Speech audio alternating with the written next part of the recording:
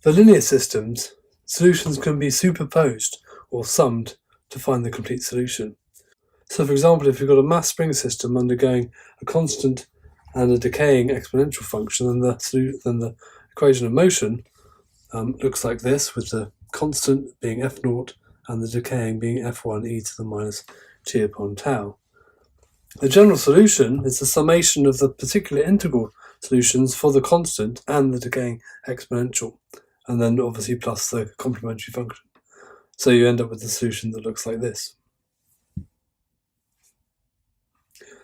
And you follow the same process as we've been doing in chapter 3 to determine the exact solution with the initial conditions to work out what our arbitrary constants A1 and A2 actually are. Let's do an example. So here we've got an example. We've got a mass spring system, and the forcing function has the following form. And you can see that the first 3 terms form a second order polynomial, and then the last term in there is a decaying exponential.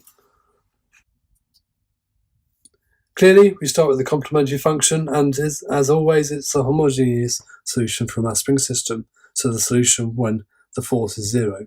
And so that's our complementary function, as we've seen a number of times already. For the particular integral, we actually already know the solution for the decaying exponential bit already. Okay, we found that the solution was this form. So if we know our f0, which we've got, and we know our the term for tau, then obviously you can fill in the solution. f0 in this case is 2, tau is 1, and so you put them in and you get our particular integral solution for the decaying exponential bit. That bit's done already. For the particular integral for the second order polynomial, we don't actually know that already. We've not calculated that previously. And so we have to use a trial function. It's second order, so our trial function must therefore also be a second order polynomial. We take the derivatives, x dot and x double dot, to insert into our equation of motion.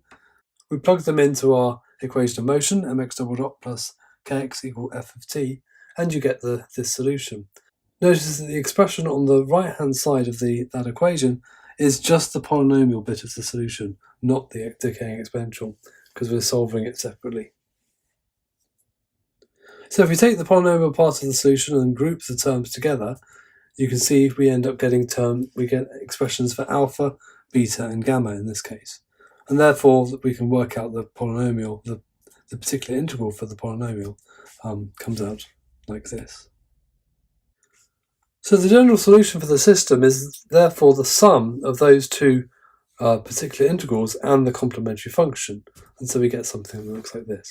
So we've got the first 2 terms as the complementary function, then the next 3 terms, or next 4 terms even, is the solution for the particular integral for the polynomial, and then lastly we've got the particular integral for the decaying exponential.